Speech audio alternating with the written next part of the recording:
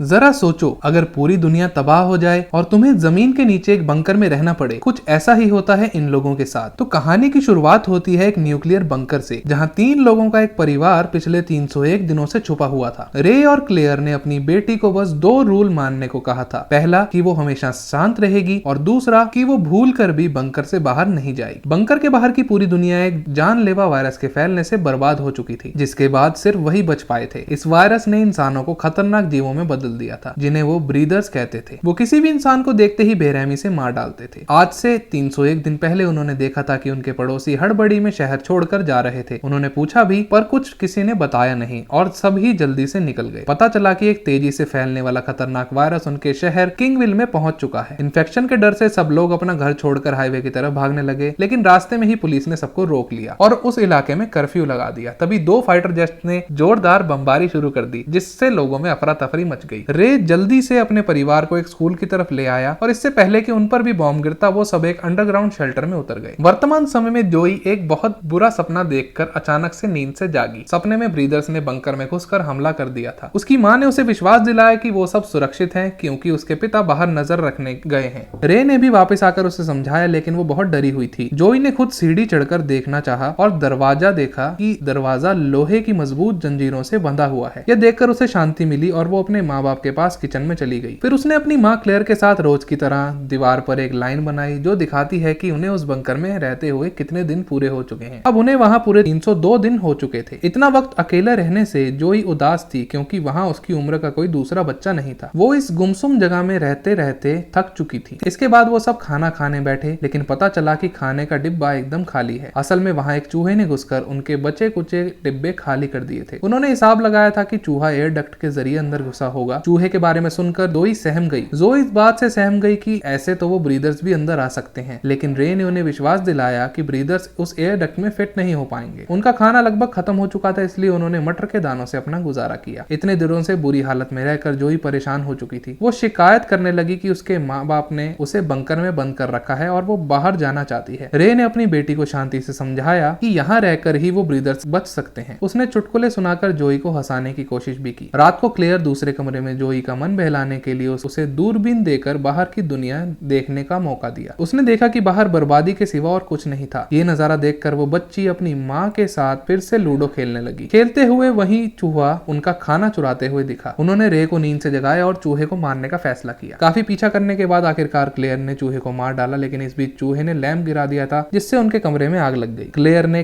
कपड़े से आग बुझाने की कोशिश भी की और रे फटाफट पानी की पाइप को खोलने लगा। काफी कोशिश करने के बाद भी पानी नहीं आ रहा था, आग बढ़ती ही जा रही थी। तो क्लेयर ने मदद के लिए चिल्लाना शुरू कर दिया। आखिरकार पाइप में से पानी निकल आया और वो उस भयंकर आग को बुझाने में कामयाब रहे। लेकिन अब दिक्कत ये थी कि आग का धुआं एयर डक्ट के जरिए ऊपर जमीन की तरफ जा रहा था और उन्हें एहसास हुआ कि ये उड़ता हुआ धुआं जरूर ब्रीदर्स की नजर में आ जाएगा। इसलिए उन्होंने फटाफट बाहर जाकर एयर डक्ट को ढकने का फैसला किया। जोई के माँ बाप ने उसे वहीं रुकने को कहा और खुद बाहर निकल गए। जोई टेलीस्कोप से उन पर नजर रख रही थी। तभी उसने एक अजीब परछाई को उनका पीछा करते हुए देखा। उसे लगा ब्रीदर्स ने उसके माता पिता को देख लिया है। जोई ने जोर जोर से चिल्लाकर उन्हें सावधान करने की कोशिश की, लेकिन वो इतना दूर थे कि उन्हें उनकी आवाज नहीं सुनाई दी। वो हड़बड़ी में रूल्स तोड़कर बंकर से बाहर निकली और जल्दी से अपने माँ बाप की ओर भागी। वहां पर उसे दूर दूर तक कोई दिखाई नहीं दे रहा था। वो जोर जोर से अपने माँ बाप का नाम चिल्लाते हुए उन्हें ढूंढने लगी और अचानक से क्लेयर जोई के पीछे आ गई और उसका मुंह बंद कर दिया। जोई ने उसे परछाई के बारे में बताया। पता चला वो असल में कुछ हिरन थे। वो तीनों खतरे से बचने के लिए भागकर अपने बंकर में चले गए। अंदर पहुंचते ही उन पर ऊपर से ब्रीदर्स के चिल्लाने की आवाज सुनाई देने लगी। जैसे ही वो पैरों की आवाज उनसे दूर जाने लगी, जोई की डॉल की रस्सी अचानक कहीं अटक गई और उस डॉल में से जोर जोर से म्यूजिक बजने लगा। रे बुरी तरह से डर गया और उसने डॉल की आवाज को बंद करने के लिए उसे पूरी तरह फाड़ डाला, लेकिन तब बहुत देर हो चुकी थी, क्योंकि ब्रीदर्स ने उस गुड़िया की आवाज सुन ली थी। वो जोर जोर से बंकर का दरवाजा जंजीरों पर वार करने लगे और एक एक करके जंजीरें खुलने लगी। ये देखकर रे और क्लेयर सीढ़ी से चढ़कर दरवाजा खुलने से रोकने की कोशिश करने में लग गए। एक पल को दरवाजा खुलने ही वाला था, लेकिन उन्होंने किसी तरह उस ब्रीदर को अंदर आने से रोक दिया। उन्होंने सोचा कि खतरा टल गया, लेकिन ये उनकी गलतफहमी थी। बाहर से आ रही आवाजें तेज होने लगी। वहां पर और ब्रीदर्स पहुंच चुके थे। उनके कुछ करने से पहले ही ब्रीदर्स ने लोहे का दरवाजा तोड़ दिया और वो धम से नीचे आकर गिरा। वो तीनों हड़बड़ाहट में दूसरे कमरे में गए।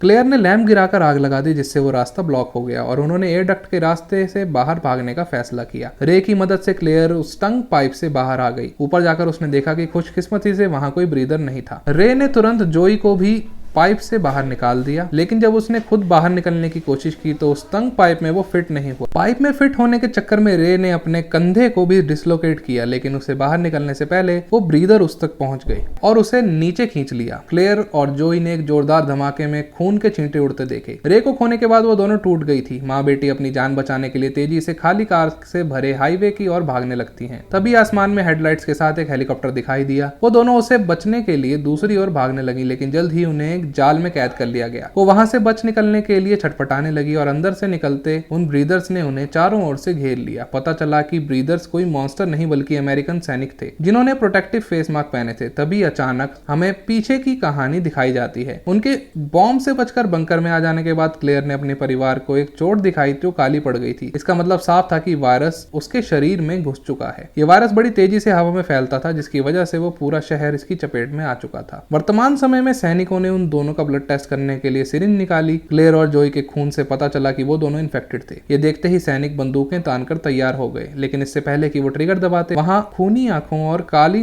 नाड़ियों वाले एक वैम्पायर जैसा दिखने वाले एक जीव ने सैनिकों पर हमला बोल दिया। ऐसी सुपर ह्यूमन शक्तियों वाला कोई और नहीं बल्कि रे था। उसने कुछ सैनिकों को तो मार गिराया, पर बाद में उनकी गोलियों का शिकार हो गया। अब वायरस की असलियत सामने आ रही थी। उनका परिवार ही असल में इन्फेक्टेड था। इतने दिनों वो सोचते रहे कि बाहर वाले लोग इन्फेक्टेड हैं, जबकि ब्रीदर्स तो नॉर्मल इंसान थे, और हमें पता चला कि इन्फेक्टेड लोग भी नॉर्मल जिंदगी जी सकते हैं जब तक वो अपना कंट्रोल ना खोए। इसलिए रे और क्लेयर जोई को हमेशा शांत रहने को कहते थे। बहुत ज्यादा गुस्से या डर की भावनाओं से इन्फेक्टेड लोग अपने दिमाग का कंट्रोल खो बैठते हैं और ताकतवर आदमखोर जीवों में बदल जाते थे। इसलिए फौज को सभी इन्फेक्टेड लोगों को मार देने के ऑर्डर्स दिए गए थे। रे को मारकर उन्होंने जाल की तरफ देखा, लेकिन तब तक क्लेयर और जोई वहां से फरार हो चुके थे। जोई एक गाड़ी में छिपी थी, जबकि उसकी माँ एक वेम्पायर जैसे जीव में बदलने लगी। उसने आसानी से 3 सैनिकों को मार गिराया, लेकिन आखिरी बचे सैनिक ने उसे गोली मार दी। वो क्लेयर का काम तमाम करने ही वाला था, लेकिन अपनी माँ को मरता देखकर जोई भी अपना आपा खो बैठी। उसने तेजी से उस सिपाही का मास्क हटाकर उसे भी इन्फेक्टेड कर दिया। जोई तो उसे मारना चाहती थी, लेकिन क्लेयर ने उसे समझाया कि उसके लिए सबसे बड़ी सजा यही होगी कि वो भी ये श्रापित जिंदगी जिए। आखिरकार वो दोनों रे के पास पहुंचे, जो अपनी आखिरी सांसें ले रहा था। उन्होंने रोते बिलखते रे को अलविदा कहा।